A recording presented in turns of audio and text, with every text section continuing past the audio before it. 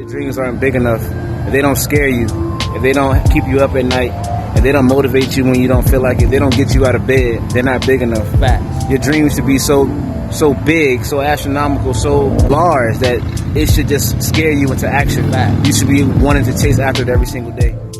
That's facts. Greetings, everybody. Peace. Welcome back to the Facts Podcast. That is faith, action, culture, truth, and solidarity. I am one of your co-hosts, Cedric Scott. And I am the other co-host, Jamonte Banks. It's a pleasure being here tonight, y'all. I really enjoy it. I'm excited about who we have joining us today. So this is about to be, I was just telling Jamonte, buckle your chin strap. It's about to get real. So we got somebody very, very, very special to the culture, to the community, to my hometown, Pittsburgh, Pennsylvania, on with us tonight, this morning, whenever you're catching this episode. This is going to be a great one. You're going to want to watch it or listen to it all the way through. I promise you. Today we have Kelli Shakur. She is the CEO of FroGang, LLC, FroGang or No Gang. That's right. Pennsylvania. Basically, Kelli has been in activism and working in the community for as long as I've known her, which is over a decade now and longer. And she not only runs the FroGang LLC, which really empowers and focuses on really instilling a sense of pride and self-worth in young Black women, but she also has done many outreach projects with everybody in the community, including young Black boys, which is one of the reasons why we're here today, talking about her new project that I'm actually really excited to be a part of, which is the Read More Black Boy Initiative, which is basically focusing on literacy for our young Black men. So without further ado, Miss Kelli Shakur, how you feeling tonight? Oh, I'm feeling amazing. I'm blessed to be on here. First of all, shout out to these two fine brothers for putting the show together. The acronym is all that. I'm already feeling the positive energy right now. So let's just shout y'all out first. You know, that goes on with the Read More Black Boy Initiative. These visuals are very, very, very important, and they have to be praised when we do it. I don't care how humble people want. I'm going to praise you for the good works because it's important. So take it and roll with it, okay? Respect. We appreciate it, Queen. So the Read More Black Boy Initiative, I think it's very important because, see, FroGang, we deal with girls, and we deal with making sure that they understand who they are from the inside out, not focusing on their body and the things that, you know, fade away, but more so like how you feel about yourself, mentally, and just, you know, like you said, during my years of activism, I always get boys who are in need, you know what I mean, or in need of those same programs, those same mentors, those same visuals. And I'm like, yo, it just got to get done. I don't care who does it. It doesn't matter if it's a man or a woman. It just needs to get done. And we need to, and that's when God allowed me to have that vision for the Read More Black Boy Initiative. And he really had it planned out because he allowed me to reach out to brothers who, and this is and I hope I ain't talking y'all head off because I have to tell you about the dynamic. No, go ahead. Because of my boisterous and boldness as a woman, I often get labeled a man basher, right? But it's because sometimes brothers don't take constructive criticism as love. They take it as an automatic doink in the head, right? So most of the brothers that I have, you know, have either called me that or, you know, probably overheard it, but it never stopped them from working with me. You know what I'm saying? And I feel like that's a part of mending the relationship between Black men and Black women so we can handle these issues with our boys, you know, like, because we can't work together if we're competing against each other or if we have some type of ill will. Exactly. So I'm blessed to have these brothers, you know, you too, Cedric, and you know what I mean?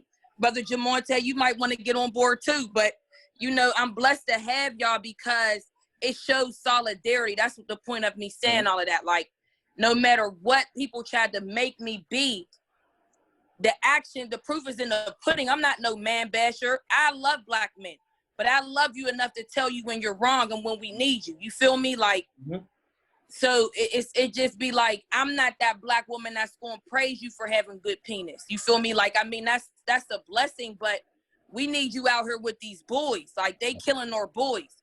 You feel me? So it just be like, it's just a blessing to be able to have such brothers come together, and then hopefully we can build something from this. To bring it all full circle, I was just, like, before we even got on, I was talking to Jamonte, and we were talking about, of course, the pillars of, facts, right? Faith, action, culture, truth, and solidarity. And we were talking about you. And for me, solidarity encompasses all those things, right? And personally, I don't know if you remember this, but I'm gonna tell this story. Maybe 10 years ago, I can't pinpoint exactly, but I was home from school, home from college, Virginia State, and you were doing a open mic night at the rec center where my cousin, Shorty, everybody knows Devin, where he got killed in front of, right? And for me, I had written a poem about him, because that's the way that I would express myself, by writing. And I wrote this full-length poem, and I don't know if I reached out to you or how it worked or how it happened exactly, but I ended up performing at the open mic night, and your mom was there, and your mom preaches at the church across the street, literally across the street from where my cousin lived. And I was like, yo, this is crazy. So, I performed the poem, your mom heard it, and she said, you got to come to the church. You got to come to the church and do this poem. And I was like, okay. So I came and I was like, well, where's the church? And then I got the address, and then I showed up and I was like, nah, this is crazy. This can't be. And performed there. And then ever since then, I've really been following what you've been doing. And I just really want to commend you there. Thank you. To the point of course, of the solidarity aspect, and talking to Jamonte, as Black men and as educators, right? As fathers, we've definitely done a lot of work within that system and seen a lot of what you're talking about with our young Black men, right? Jamonte's still in the school system. He's down in Texas now. Wow, that's a blessing. Right, and he's working more so in mental health. And Jamonte, maybe you could speak more to, like, what is the experience and what you're seeing now in relation to what Kelli was just talking about in terms of our young Black men and kind of the divide that we're seeing. Well, when I was in DC, it was even more prevalent, especially because, of our demographic, right? Like, it was majority Black, inner city homes. And a lot of the times it was a lot of young parents who weren't together anymore. And so, a lot of things, and for different reasons too, whether it's the, prison, whether it's death, whether it's all these different things, or just not in the home. And so what you find is there's a need for positive male role models. And a lot of the times, Black male educators are kind of like pigeonholed into being in certain roles because of who they are and what they represent in certain education systems. So I used to always kind of like have a different feeling about that. I feel like we are more than just like authoritative and all that kind of stuff too. Like, and so, when we started like boy programs and our young brotherhoods and different things like that with young boys in our school systems, we realized that, like you said, there is a need for representation. There is a need to kind of show them and model for them what it looks like to actually be Black, beautiful, upstanding men of their communities and advocating for themselves and for their communities. But like Kelli was just saying, there is also a need for the duality or that shared responsibility of having both Black men and Black women taking on their role too, because, in some cases, they may be getting that positive male role model for someone in school, but you can never really replace an actual father. You also can't replace the love of a mother and those things too. They kind of go hand in hand. Right. And so what I realized a long time ago was that like both of those things are needed. Like it's like a tridactic relationship, a triangle that you need all three parts to make the strongest geometric shape possible, right? And so, it was missing. And so, we would try to do these different initiatives, things kind of like raise that awareness, begin making that change and driving that thing to be differently. But like I said, sometimes it feels like we're moving on such a small scale. And how do we get on a macro level? Like, how do we really move this on a larger scale? And it takes these type of movements, these type of conversations. And it takes, I applaud you, Kelli, for saying things like, love Black men, but you love them enough to challenge them and tell them to stand up too, because it's necessary. Right. And I think through that process, you weed out those who aren't really about that life. And those who do take it a certain way, you already understand why. So we're not going to waste our time. We're going to work with them later on after we get to the crux of it. Right. And be able to stop this generational pattern of feeling this way, right? And then being here in Texas is even different because it's so diverse. Like San Antonio is like a melting pot, but there isn't a large representation of young Black people, young Black boys. Like in the school system that I'm working in currently, in San Antonio. In the academy level, there may be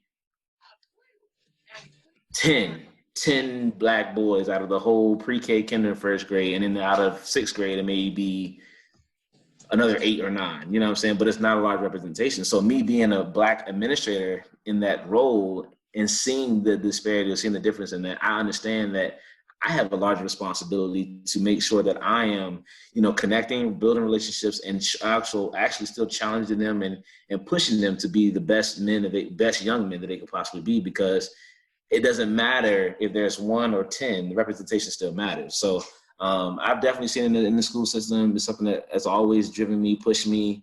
And I do recognize there's a gap that we got to close immediately. Immediately.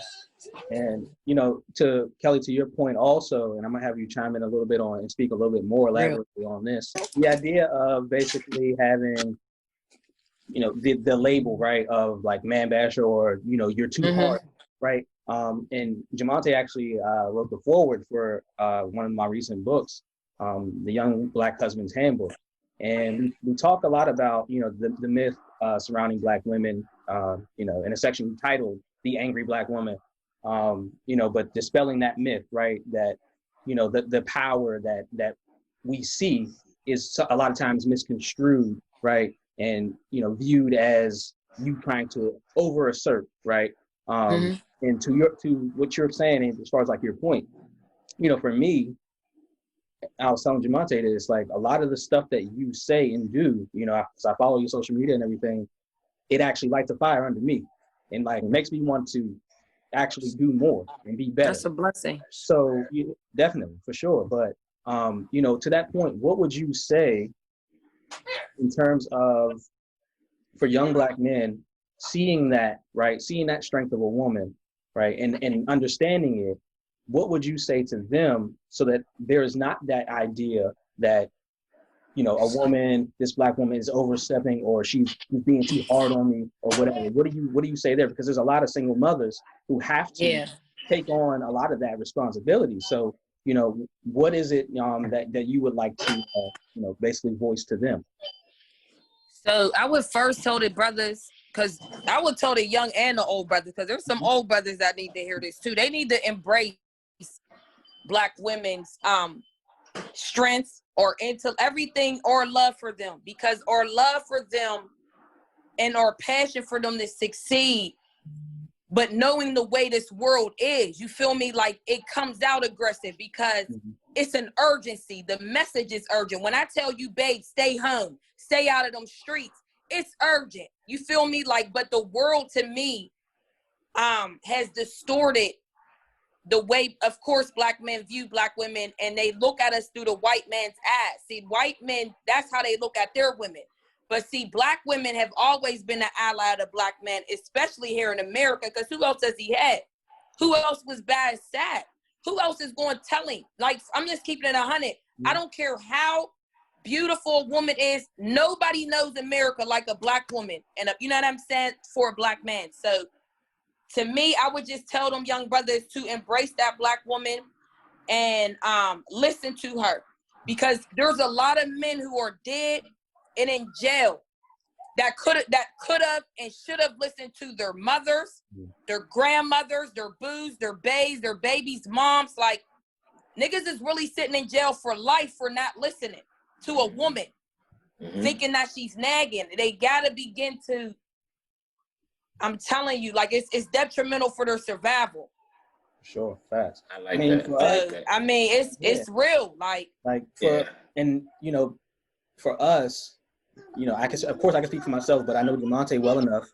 With us being Black men married to Black women, in this context of what you're talking about, and we like kiki and laugh about it all the time. But I'll say something like, my wife is the best supervisor I ever had. like keeps me on the straight and narrow, whatever, wherever I fall short, like best believe, she's going to pick it up and make sure that I do better. Like, so, right. To that, there's definitely a testament there. And even looking at the progression of our lives, like Jamonte, you can talk about Kanisha and her accolades for days, right? And in that regard, I really understand appreciate and respect what you're saying. And from that lens, we have that idea of, you know, we want to admire the strength, right? Like, oh, my mom is so strong, my grandma is, but when it comes to a peer, then I think that's where we see a lot of disconnect, where it's like, oh, you're doing too much. It's like, yes, she's actually doing the same thing that your mom's doing. But you don't really, you know what I mean? For whatever reason, you're not seeing it. Can I just say something real quick, Cedric? Sure, for sure, jump in. And then my thing is with the strength, because that was put on Black women, the strong Black woman, like that was put on us so we can carry our load a lot easier. You feel me? So, but I just feel like, you know, when men talk about that, but then raise their daughters to be that, you feel me? And it speaks volumes on, and I always said this, and this is what got me labeled a man basher, this right here. Because it forces you, when Malcolm X said the Black woman is most disrespected, unprotected, it forces Black men to look at themselves, because how can that happen? Wait. Don't run past that. Don't run past that. Okay. That was a bar. Don't run past that. Yeah. Oh, I'm like, what, pause? Yeah. Bring it back. Bring it back. Like, and it makes Black men look at themselves, because and I'm not saying no other race doesn't do wrong to their women, but not like we do. You feel me? Ours is, of course, publicly known. It's always, and it's for entertainment. Like, we get paid to diss each other. You feel me? So it's like, to me, like, I don't know, like, I feel like Black men have to begin, for us to not be to exert our strength, then you have to take the load. And if you're not going to take the load, then you're going to continuously have over-stress, over-masculine, coming out of their nurture zone. Women are playing 5 different roles right now. Yes. No question. No question. You feel me? You know, yeah, I want to just kind of bring to service, because everything is kind of coming full circle. And I'm definitely glad I put my seatbelt on. Buckle up. One of the things that really brought something up to me that you mentioned is that, like, Black women have been forced to do this for generations, for all the reasons, right? Centuries. And I think another thing that kind of gets in the way of these men that we're talking about that are kind of seeing you as a man basher or what have you, I think a lot of it comes from a lot of different things. One, in particular, being that they have some of their insecurities of their own. They have some things that they have to deal with of their own.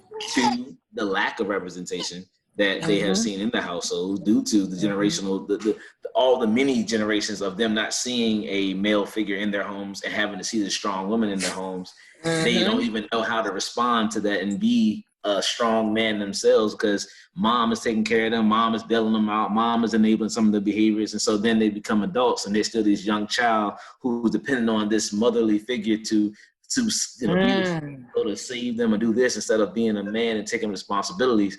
And then going into like what you talked about in the past, Cedric, about why we feel like there's not a lot of representation of Black marriages, young Black marriages, or why we feel like there is so many people getting divorces, because we don't have the representation to show people how to get it done. And they use that lack of representation as an excuse to then not be better, right? And we always say, like, it's not your fault, but it's your responsibility. Like, this is another prime example of the fact that you may not have seen a Black man in your house or been raised by a Black man, a Black strong man, and been able to see how to respond and love and protect and be there for your woman.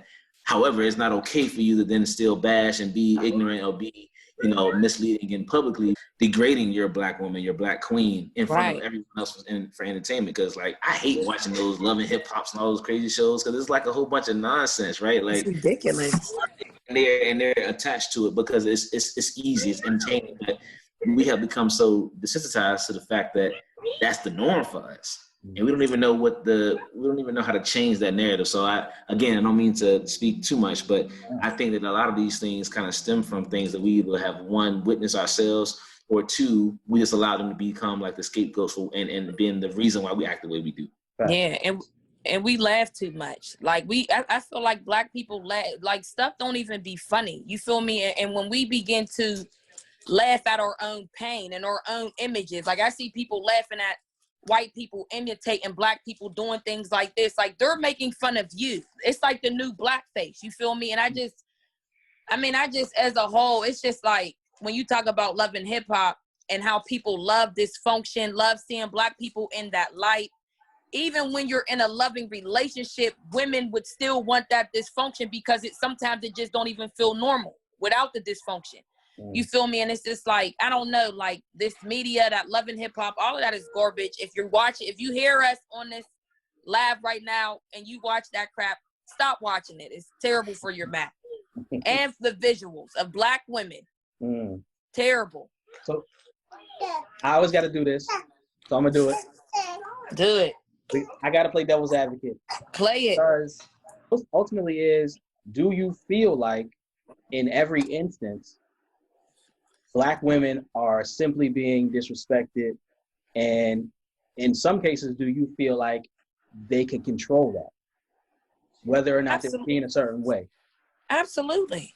Okay. I feel like, so there's two things, okay? Because there's two questions, and I'm saying absolutely the one. Yep. So I do feel like Black women have the power to control the narrative of who they are.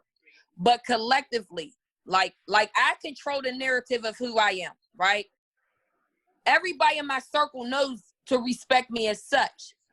But when I go outside, you know what I'm saying? Like, I mean, I still have that aura of respect, but there'll always be that one. You know what I'm saying? And I do feel like Black women have allowed, I definitely feel like they have allowed society to dumb them down and have them calling themselves bitches. So it has definitely opened the door up for that type of treatment, even worse. But I do feel like once the man has done it, there really isn't too much the woman can do, because it's like she's striving for that man, if it makes sense. Like if you, like, I feel like these women now are doing everything that these men are saying. Like, you say you want a girl with a big butt, I'll go buy a big butt. You say you want a girl with long hair, I'll go buy some weave. You say you want a girl that, you know what I mean, just has threesomes. I'm not even gay, but to keep you, I'll have a threesome. Then I'll do that. So right now, I just feel like a lot of Black women are at their lowest right now because they're just doing anything to keep up instead of loving themselves. You know what I'm saying? And that's hurting them. It's really hurting them, which is hurting our men, because they need us to build.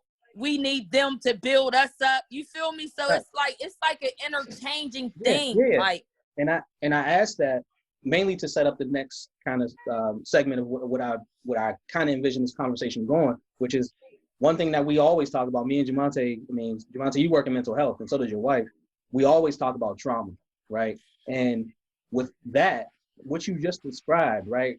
Doing all these things that may be out of character or may get you looked at a certain way, right? Viewed as less than, or whatever the case may be. We, Black men, right? We also have to recognize that there's a reason why this sister's probably doing this, right? There's a reason why she's overextending. There's a reason why she's allowing certain things to happen, right? Because if you go to Kelli with that, she's gonna be like, go ahead, like that's not gonna happen, right? But for whatever reason, and this is why what we have to dig into, right? For whatever reason, we need to dig into why that's allowed to be happening, right? Why is this permissible, right? Why, number one, why do we feel the need to put that on you?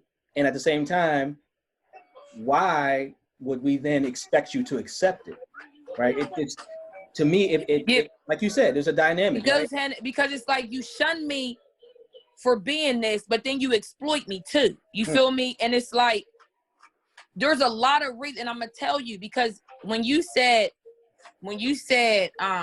yeah, I might do this with this sister, but not to Kelli. And see, what's crazy is because I was that sister.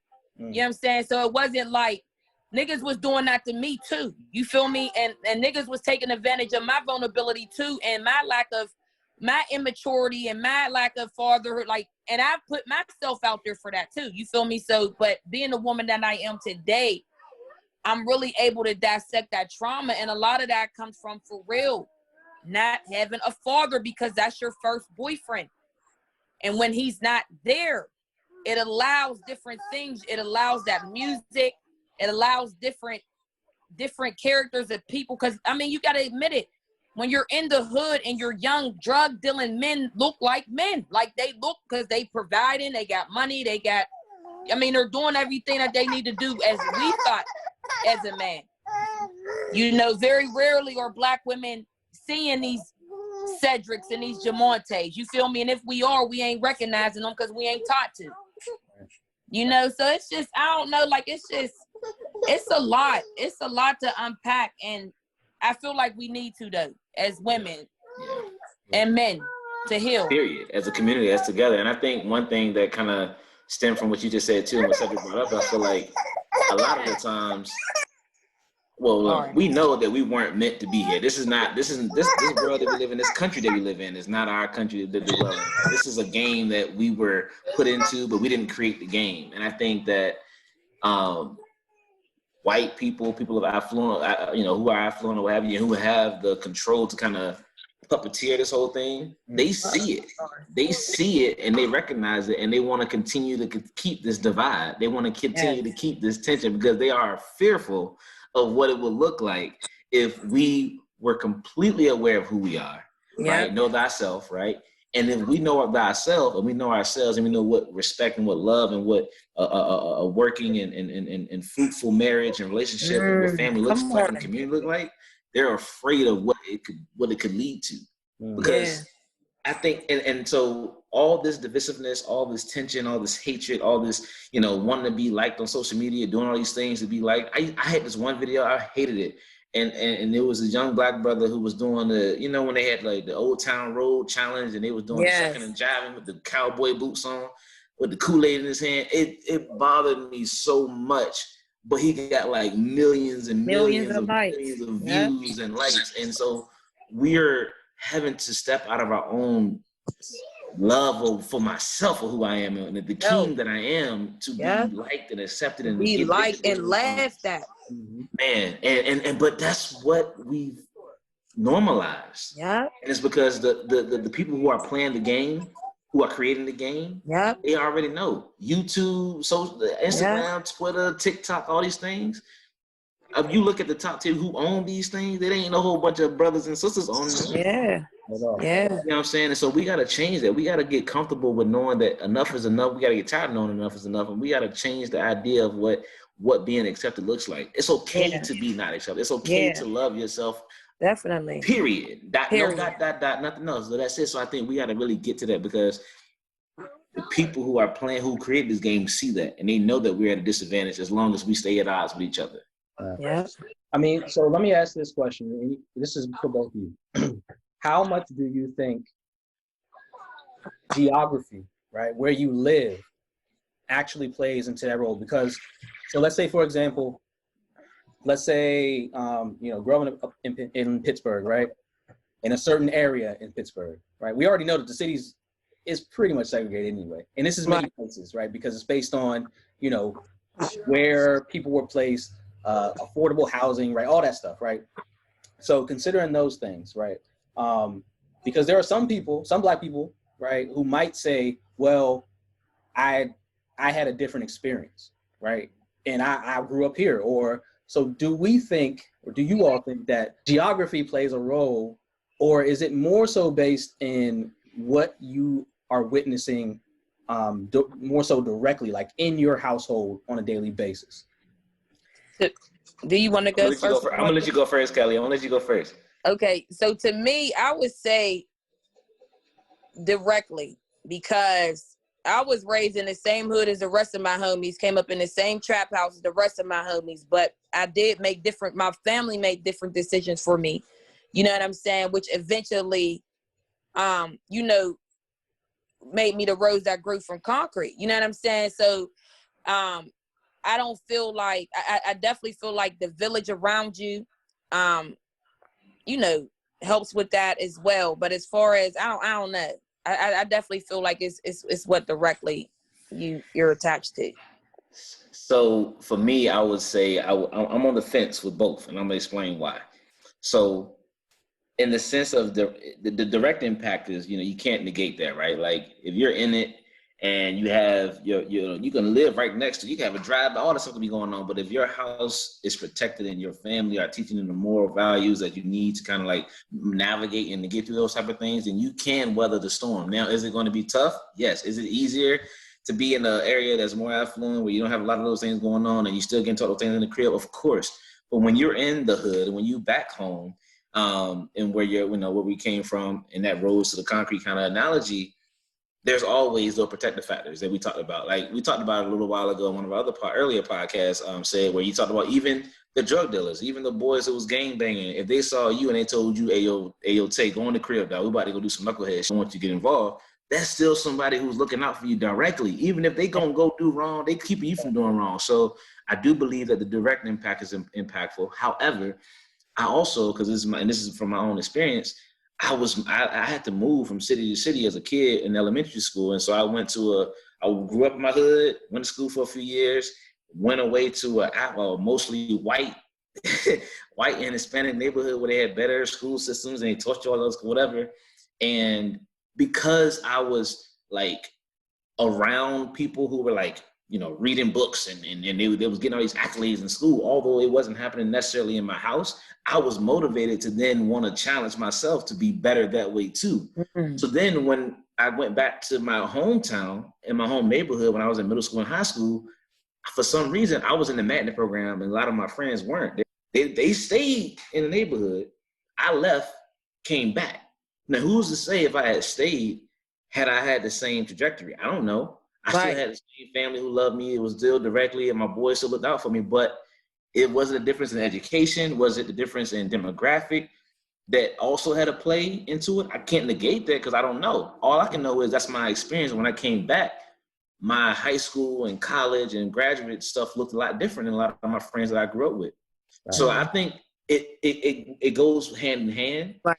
You know what I'm saying? I think that also kind of goes back to having a representation, because in this world that we live in, we can go anywhere and anyone can try to influence you. But if you have a strong moral compass and you have a strong foundation, it's harder to kind of have you sway. Right. Yeah, you may be interested. Yeah, you may do, dibble, but you're not going to be like unrooted and do something off the wall because you already know who you are. Because you know who you are. Right. You know what I'm saying? So a lot of times it's, like said, is being in education, we know like these kids are in school with us for 8-9 hours a day for the 180 school days. Counting days. However, they're your child and they're raised in your home, and on the weekends and summer break and winter break and all the other times, you have to be instilling in them those practices and those morals so that when they do get into the classroom, when they're doing good and knucklehead across the other side of the classroom acting up, they're not inclined to be interested because they already know what time it is. Yeah. So I think directly and indirectly it can have a direct impact. Nice. And I set that up to basically talk about the idea of being the quote unquote product of your environment, right? A lot of people use that. In my experience, I've seen it used in valid ways, right? Like, that's true. But at the same time, I've also seen it used as an excuse, right? As an out, like, I'm from here, so this is just what we do. This is just what it is. And we have to recognize and looping this all back around to, the initiative for Read More Black Boy with FroGang is, we really have to instill that.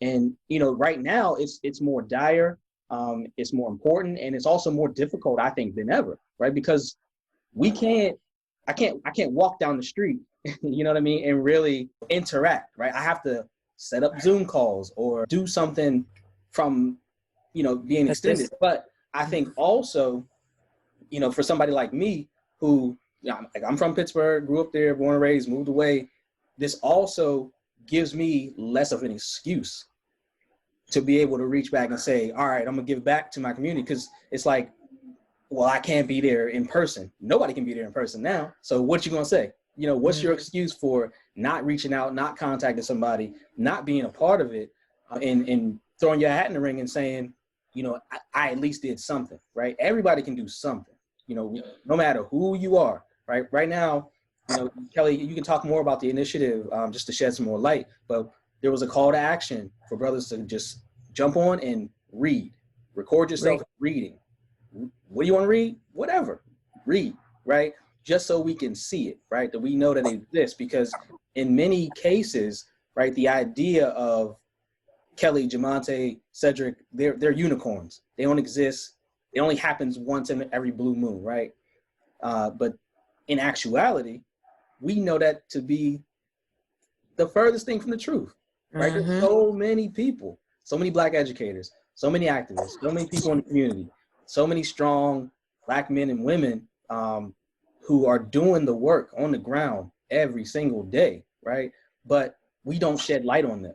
They don't get the platform, right? We don't lift them up. So in this situation, you can get anybody, right, and pull them in. And Kelli, I want you to speak a little bit more just about the initiative, what brought it on, and also, you know, what was your call to action as far as activism? Yeah, so I'm gonna just start with the call to action first, because to me, I be feeling like when people think of activism, it's this big thing now. You know what I mean? Like, you gotta be marching, and like activism is just doing what it is that you can do in the capacity that you could do it. You feel me? Like, if you see garbage in front of in your community and you tired of looking at it, go pick it up. That's activism. That's, you know what I mean? Starting something, getting something done for the betterment of your community. So that's what just started me. Like, I just got tired of seeing stuff, like, you know what I mean, and not seeing stuff. Like, I got tired of Black girls hating their natural hair, and I got all this hair on my head. So why wouldn't I be the visual? Why wouldn't I create an organization that teaches you why you should like your hair? You know what I'm saying? The history behind why you don't like your hair. You know what I mean? Like, these are the type of things that we can do every day. It's just be the visual of something that we're good at, or use the gifts and talents that we're good at. You know what I mean? So that's really what brought it on. Like, I work in the school systems and boys can't read. I mean, it's as simple as that. It be the flyest ones. You know what I'm saying? It be the ones that can rip the best. It be the ones that, you know, be having all the latest this and that on, but they can't read. And then once you, you know, look up the statistics of how that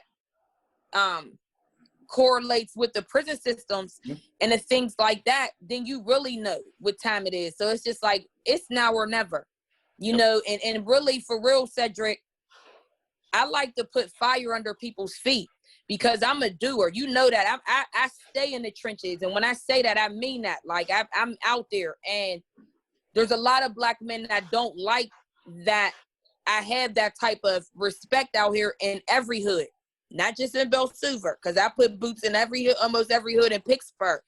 And it puts fire under people's feet when you challenge them. Because, see, you could be a Facebook philosopher all you want. You could call me brother. You could call me sister. You could call me queen. You could call me imprints, whatever. What are you doing for your community, B? That's how I feel. Like, don't talk me to death about what you, because I don't believe, like, I don't hang around people with defeated minds, like, oh, I can't, oh, it won't work. Like, you know what I mean? Like, that's that type of, you'll be surprised how many men and women be defeated mentally before they even get started. They tell themselves a million ways why it won't work. And you like, sis, all you got to do is pick the trash up. You know what I mean? All you got to do is pick the trash up. So, I mean, I don't know. I just feel like activism, that's what started it all. Like, just like I said, whatever need that I see, I like, every problem that I bring up, I make sure I have a solution. I never bring up an issue without a solution. Never. Now, you might not like the solution, but like I said, I don't like that our boys can't read. So what I'm gonna do? I'm gonna do a 3-part initiative for it. I don't like Black girls that don't like their hair. So what I'm gonna do? I'm gonna create a program for it. You know what I mean? And vice versa, and keep going on. I wanted to see what talent I had in the hood. What I do it my open mic night. Like, you just gotta do the things that you want to see in your neighborhood, in your community. That's powerful. That's powerful. And I'm thinking, and one thing that you said actually triggered a quote to me, and it's actually Marcus Garvey. So, and he basically said, without confidence, you are twice defeated in the race of life. With confidence, you've won even before you started, right? So a lot of us, think it stems back. You're good. It stems back to, historical ramifications, of course, but then also just the state of where we are, the trauma and everything that we've been through, where, in our mindset, for whatever reason, we already defeated. Like you said, like we already had a loss. We're like, man, it is what it is. And you kind of look around, or, you get used to certain things, right? And once you get stuck in that, and I actually want you to speak a little bit to this, Kelly, because you talked about it before, where you find yourself in that position, right? You are that young man, you are that young woman, right? That basically is the stereotype, or you are what is expected, right? You are the expectation, what they see on TV, quote unquote. How do you move out of that phase? How do you go from that to being the CEO of FroGang? How does that happen? Man, you're saying from being one of those type of women to being a CEO, self-reflection and being real with yourself. Like, you know what I'm saying? I tell women, like, there's a lot of people you know what I'm saying? I cut out sex for a year and 6 months. I got down and ugly with myself. I was very, like, I really had to self-reflect over myself. And it's not like people be trying to make it seem like it's this beautiful process. It was very ugly. You feel me? And there were nights that I was crying all night because of the things that I've allowed to happen to me and the things that I've done. You know, the mindsets that I have. Like, I had literally had to be broken.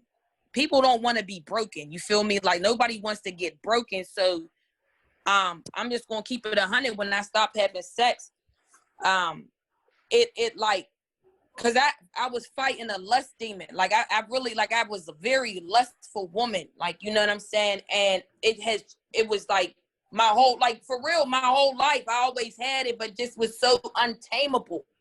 You feel me? And once I fought that and dug deep into why I had that, I stopped having sex. And then my homie, he told me to look up this word called sexual transmutation. Sexual transmutation. People, if you hear it, look it up. Because it's when you stop having sex and all the power, because we don't understand how much power goes into sex and lust and the thought of it. All that power goes into something. When you stop having sex, all that power goes into something. And I promise you, God gave me the vision for FroGang. And in that first year, as soon as we came out, we was in the shade room. Like, we had our first magazine cover in the Soul Pit. Like, stuff just started happening. You feel me? Then God blessed me with my man a year later, a good man. Let me put that, a good man. You feel me? So I felt like sometimes as Black women, you have to prepare yourself for what it is that you want. Like, you can't be like, oh, and I put this on my Facebook, you can't be a bitch and a queen. You have to choose one.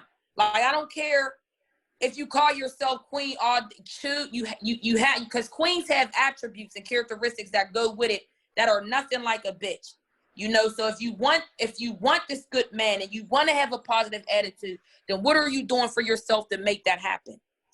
You know, and that's what I had to do. I had to make sure that, you know, because when you speak the truth, it forces you to live it. So I had to make sure that before I open my mouth and tell people what this, that, and the third, I need to make sure that my life is good. Not my past. I'm good with my past. We could talk about that all day. But moving forward, I need to make sure that every T is crossed and every I is dotted around it. Thanks. You know, so but hold on, Cedric, I wanted to speak to something that you said though.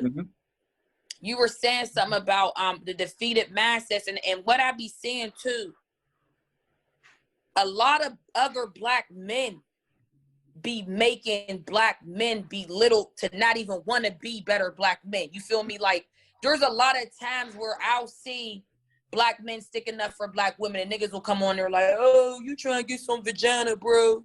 Or you trying to be Captain Save him, bro? Like, why can't he just stick up for a Black woman? You feel me? Or like when I see brothers talking intellectual, here come a brother talking something, you know what I mean, trying to clown him for being different. And I feel like this is why we need to have this milling process of separating the wheat from the tare, because it's time for real men like Jamonte and Cedrics and the Cliff Greens and to rise up and be the Shout out to Cliff. Shout out to Cliff, man. Shout out to Cliff Green. Shout out to Cliff, man. His book is amazing, by the way. It is. It is. Sorry to cut you off. No, because I'm done. But I just wanted to say that because, like I'm saying, like that's why we keep having these same visuals of men brewing up. Because we, you know, there's collectively, like we might have good visuals here and there in these pockets, but yeah, facts. You know what's crazy? I feel like this was like probably, it wasn't even an hour ago. Like it was a little bit before we got on. actually shared an article about a Black woman who just became a Major League Baseball coach. I think it might have been from you, Kelly, and I think you shared it, and I think I saw it from somebody else who actually shared it again. And I shared it, right? And I was like, yo, that's crazy.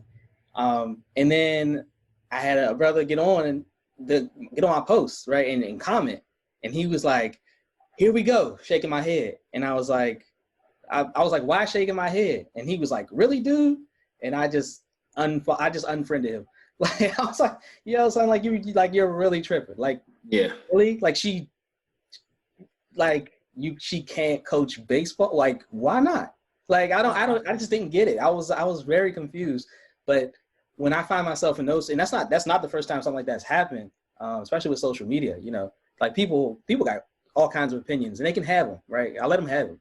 But I was like, this is clearly somebody who I don't need to have, you know, it's in terms of their energy coming through my screen. Like, I was like, I don't even want to take the bait and like, cause it could have been a whole thing. Like I could have been like, you're tripping. And it could have been a conversation, an argument in the comments, but it's like, I really don't have time. Right. Like there's too much other, you know what I mean? There's too much other, you know, important issue. Absolutely. Things that take precedent over that where I can put my energy into. So I was just like, you know, when you were talking, that was the first thing that popped in my head. It just happened. And, you know, I honestly, you know, I really believe that in many cases, you know, we need to recognize that for what it is, you know, when it happens, right? Because too often, I think we do, you know, take the latter road and say, well, I'm going to assert, like, I'm going to be me. I'm going to be a man in this situation, right? I'm going to assert myself. You're not going to come on here and try me.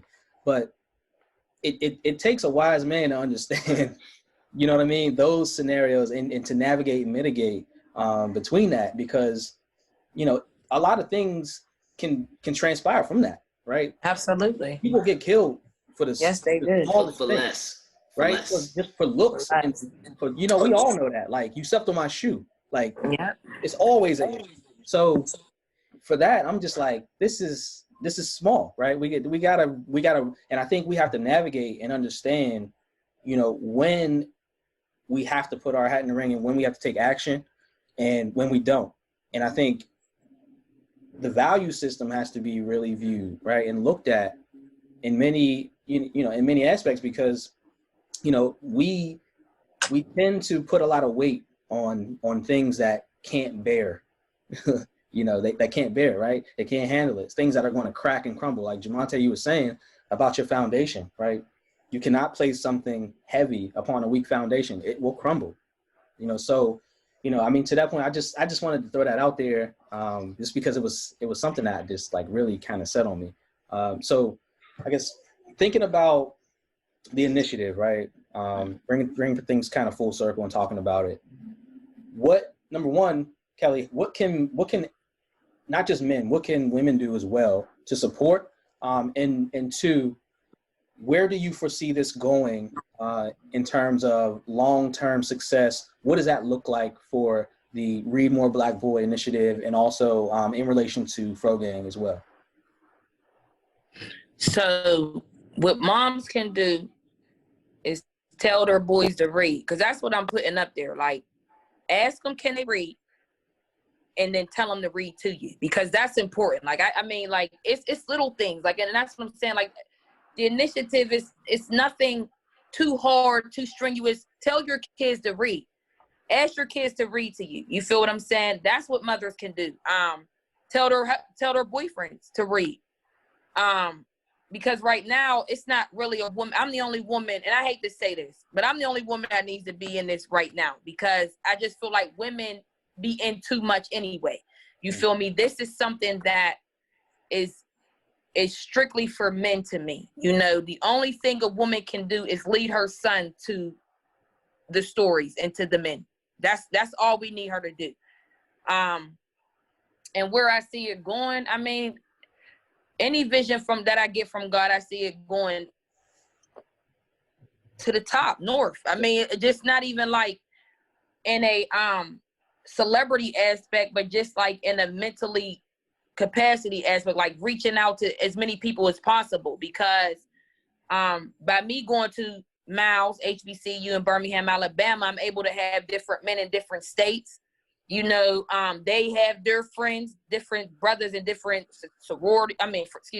fraternities and different things like that. So, I mean, I'm just praying that it just goes on and on. I know that this is part 1. Part 2, we'll be doing like a book drive to get books. Part 3, we'll be doing like a live book fair with live readings and meet poets. And it's going to be major, you know, and we'll be able to, from that point, we'll be able to dissect who likes to read and who doesn't. And then we'll be able to work with those readers. And then we'll have a group of men reading Cedric Scott's books, reading Cliff Green's books. You feel me? Dissecting this type of stuff. And then, we'll, you know, eventually we'll be able to maybe do mentorship. Who knows? You know, because one thing about it is having a group of men who are willing vessels. The options are endless to me, because that's all I've been winning. I always, in 2015, I always said I want to be the head of a men's army. You know what I'm saying? And not like in a sense like I'm in charge, but like I'm the only woman around this month. Feel me? Like this is my army right here. We out here, we taking back the streets, we taking back our children. You know what I'm saying? Rebuilding our communities. That's it. I mean, it's just, that speaks to a lot of different things. And part of it, you know, which is interesting in thinking about, like, you alluded to, like, the school to prison pipeline, right? Where in many cases, people, you know, many people know this, I guess, or they've seen it somewhere, heard it. But there's the idea that, you know, the 3rd grade test scores are basically what are used to figure out the number of prisons or jail cells that are going to be built, right? So there's the future, right?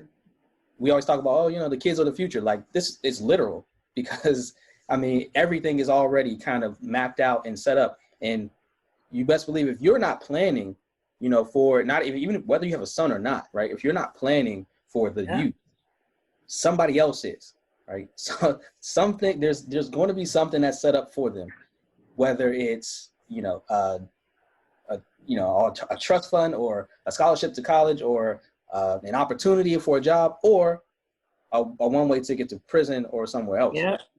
So we have to really understand and realize that, because as kids, you know, as grown as they might act sometimes, they can't write their own narrative. They're not able to yet, right? We have to assist with that, right? And part of that, we talk a lot about legacy. You know, a big buzz term right now is, you know, generational wealth, all those things. But, you know, we have to look at things on, you know, the very, very micro level, right? The base. Reading is fundamental is not just a catchphrase. Like, it's not. No, it's not. You know, it's not just something that people say. It's not just, you know, a slogan that sounds cool. If you cannot read, right, all the statistics point to you failing, period. Yeah. And that's not just in school. Like, that's everything. That's, I mean, life, though.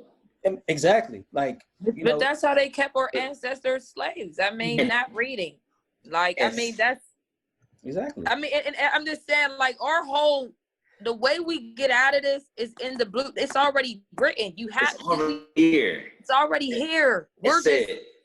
Go ahead, you remember the last conversation that we had before I left? When I was sitting on your porch with you and Lil Said and Mrs. Scott. And we were talking about this and how I told you, like, at the time that all the injustices were going on, all the rioting, all the looting, all the protesting, all these things that were going on, I said that I think the majority of us are going about it the wrong way. Because, and I say this because all the while, all these things are going on. And remember, back in the day when we used to have movements and do things for cause, there wasn't a pandemic. Right now, the conversation that we had that day was, I was talking about how I feel like with us being in this pandemic, having a shelter in place, having kids go virtual, and not being in the school systems and to learn. And we continue, and now we see, fast forward from March until now, January 2021, a lot of our country is still 100% virtual. Mm-hmm. Right? And the longer that we are in this, we're seeing a steady decline in literacy and everything else with our young people. And on top of the fact that there's a financial strain, everything else, unemployment, all these things are happening.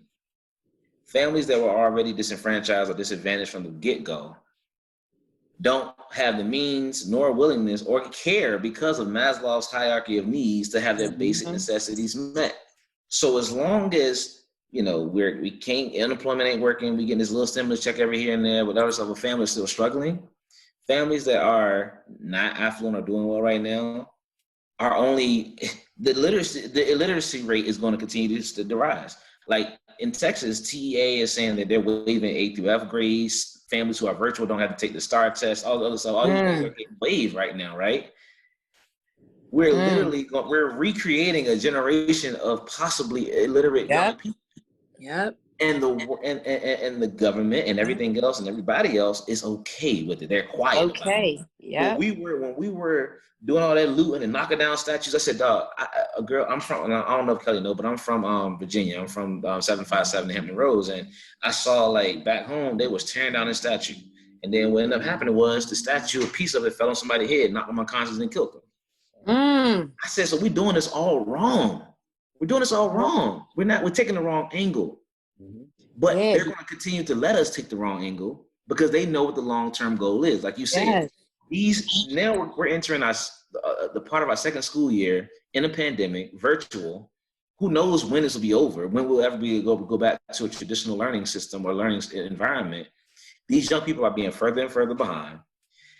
Education is not being forced or enforced to the point where they're being really, held accountable, because how can you hold a family who is struggling accountable for something that they can't really control right now?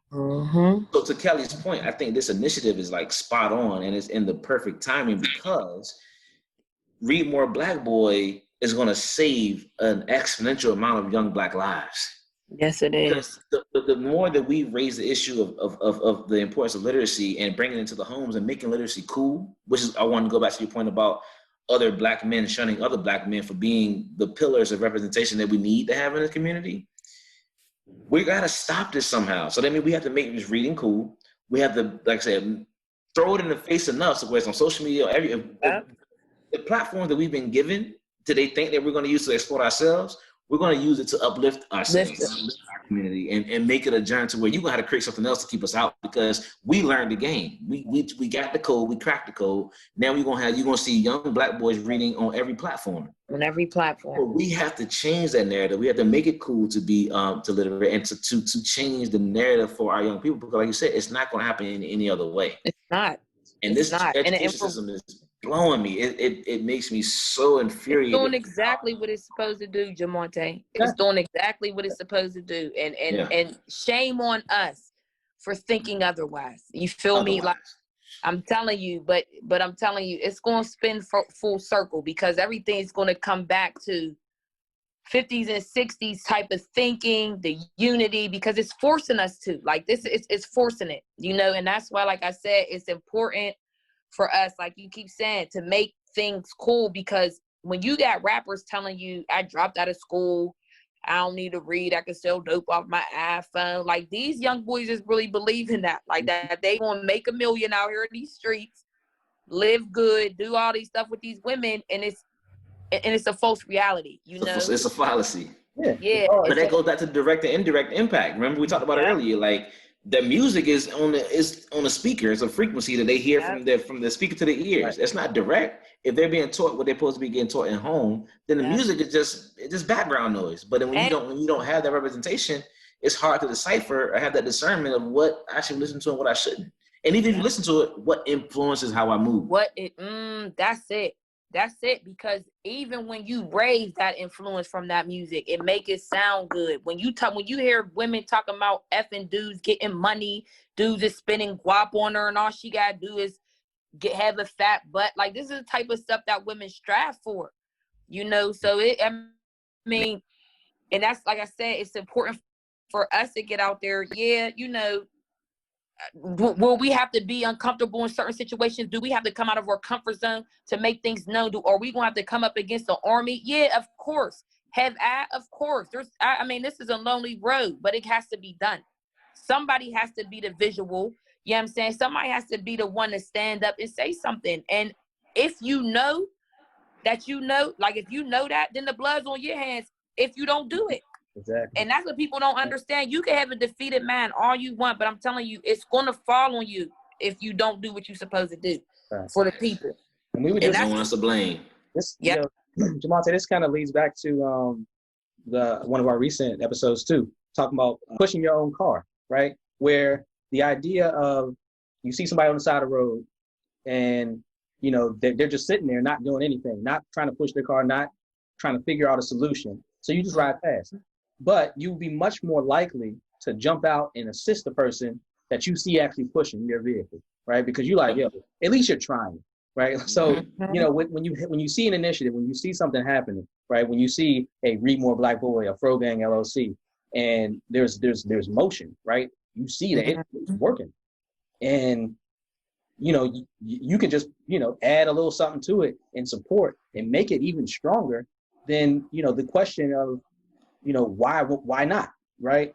Is it what you have to answer. And if you make that choice in that moment, and this is where, you know, I think, Kelly, where you were kind of speaking to, if you make that conscious choice to see action taking place, positivity and progression moving, right, and getting off the ground, and you say, nah, then it's on you, right? You're just guilty as the person who are doing any of the wrongdoings or actually doing the negative, you know, things behind. And for me, also thinking about, you know, the distance factor, and people talking about, well, I can't, you know, support this, or I can't help out because I'm not here, or I don't have money, or there's always something, right? And information and knowledge is free.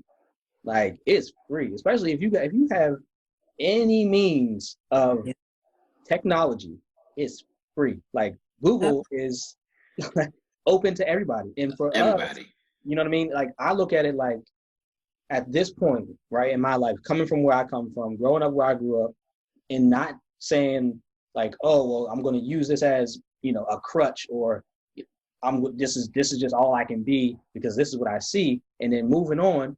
But now getting all that information, I would be in the wrong to not go back, right, and not at least extend an olive branch, right? To me, it has to be, in, you know, myself, Jamonte, even Kelly, right? Even though you're there, right? You're in the thick of it every day. But for us, we went to college, did all these things, saw different things, right? Saw the world, had different experiences, got all this information. We have to be the spook who sat by the door, right? Period. You know, you play the game to change the game, right? I went through all this stuff. I became a teacher, a chemist, a school administrator. Like, for me, if I don't go back and have, you know, all of what I've seen and what I've experienced and not make a change with it, right, it was all for nothing. It was all for actually all for not less than nothing. It was selfish, right? It was all just for me. And I'm like, I can't just be doing this for me. That doesn't make any sense. It doesn't make sense. And then you think about it, dog. Like, and I think the reason why a lot of the times responsibility gets passed on, people are, you know, passively watching and not, you know, pushing the car when they see it moving, is because, one, they see, what's it called? I think I remember the rule, but it's like the distribution of responsibility or something like that. When you see too many people doing it, you feel like, oh, well, somebody else is doing it, you know, or you also, it seems too theoretical to you. Like, it hasn't hit home. Just like COVID was this big thing. And then, like, it didn't really hit home until somebody in your family had caught the kid and it was positive, and then they was on a ventilator, and now your eyes is all open and you're looking at it like, oh, this is a real thing. I'm gonna stop partying and doing that and the third. I think the same thing has to happen. And I do believe, without a shadow of a doubt, that this Read More Black Boy is something that we all can relate to, either directly or indirectly. You know what I'm saying? Whether you're educated and you've seen countless young boys in your grade, in your classrooms, or even in passing as you saw other grade levels, or if you have someone in your family, a young black boy, I'm a young black boy, you know what I'm saying? Like, all these things, like, these people are not, this is not a theoretical thing. This is very practical, very real thing. I've seen lives get taken. I've seen my godson going in and out of DC juvenile because of, you know, so it's a real thing. So we have to take action. We can't be passive. We can't say, oh, the next person will help because, you know, that's enough. That's initiative going on. Everybody else will do it. Like, you have to make it personal. You have to make it personal. A lot of the times, the reason why we go into the professions or the careers or do the endeavors that we do is because we can relate to it in one way, shape, or form. Mm-hmm. We are the manifestation of, you know, what we've gone through. And because of that, we have this innate, I would say, conviction to do something about it. Mm-hmm. Now, conviction doesn't mean you have to always act on it, because people don't act on the convictions all the time, but we should, right? So because we have that conviction to do something different, we should be always looking for opportunity to do so. Like I'm excited about this opportunity, because like I want to find a way that I could be able to be some type of olive branch or some type of help or support or leg on this thing, because it's something that I can relate to. Mm-hmm. You know what I'm saying? But we have to stop being so passive. You know what I'm saying? Putting so much stock in things that don't matter. You know what I'm saying? And reorganize our portfolio and really put it towards things that's going to bear fruit for our young people. Definitely. Beautifully said. Beautifully said. I mean, so, and honestly, I think this conversation needs to be a part 2. Like, absolutely, this is not enough. I think we need to continue this, to be completely honest. And I feel like we need to open this up actually and begin to have a wider spread conversation, right? We need to bring more people in. I think, Jamonte, we can definitely set something like that up where, you know, because I'm looking at it from the lens of, you know, who I am now, but also who I was as a young man. And personally, I can say English and reading was like not my thing when I was a kid, like when I was in school. And what I had to realize though, and Kelly, this is to your point of self-reflection, is that it wasn't that I didn't like to read. It was that I didn't like what I was given to read, or I didn't what was put in front of me, or I didn't like who was providing the reading material, right? So for me, like, I know what I like to read. I have a bias, of course, naturally, that I like to read certain things. Like I like to read historical context, which is, you know, translates into a lot of stuff that I actually write. And I think that has to be another piece of the conversation as well. You know, when you got somebody like myself, Jamonte, who writes, Cliff, like we got a lot of people who have information or have, you know, published things, you know, either, you know, independently, or even people that, you know, put up like, I don't know, philosophical posts and stuff like that. Right. There's a lot of different pieces to that, right? And it transfers in a lot of different ways, and it transcends, right? You cannot fill out a job application if you can't read. Yeah. So the very basis of it controls you. It controls your life, because you can't do anything. And to your point about the books, that's what I'm saying. Like it's all designed for that to happen. Like you, my school, we were still reading books that had the N-word in it. So imagine how that and then, you know what I'm saying? How that makes Black people feel. Like we're tired of these slave narratives. We're tired of these old books from 79. You feel me? But this is all a part of keeping our children from being disengaged. And when you go home and see white kids, their parents work, you know, they'll go home and work. Parents will work with them, have the time, or they'll go look on TV and see themselves as whatever they want to be in the world. Like, you know what I'm saying? But our kids, they suffer because they're not given books that they like or literature that they could relate to. Even they cut out the musics in the schools, the arts, like they're doing it all for a reason, you know? And that's why I'm saying, if Black people don't get out here and do what they're supposed to do, number one, shame on them. And number two, we're going to have we're going to be back, like mentally, we're going to be slaves. I mean, like for real, because if you have a generation who can't read, who dislike their own people, you feel me? Like what's going to go on here? Nice. You know, so it's, I mean, the heavy hitters, the people who have went to college, who, you know, who's been given that mission and that purpose, it's up to us to do what it is that we have to do. Regardless of how, it's like Moses stuttered. He didn't want to lead the people out of the, you know what I mean? But he had to. He had to. So let's get to it, Moses. Moses, I love it.